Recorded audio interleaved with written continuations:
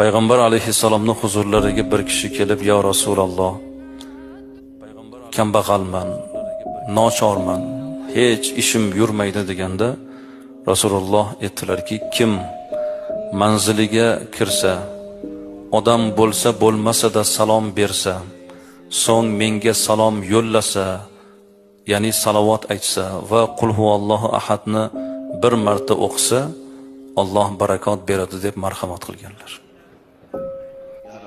Bu barakot. Xonadoningiz nurga to'ladi, qalbingiz munavvar bo'ladi. Haligi kishi shunday qildi.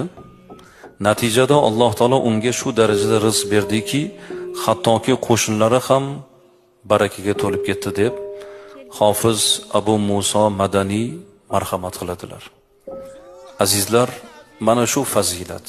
Qur'onni yaxshi ko'rib, o'qib, ixlos bilan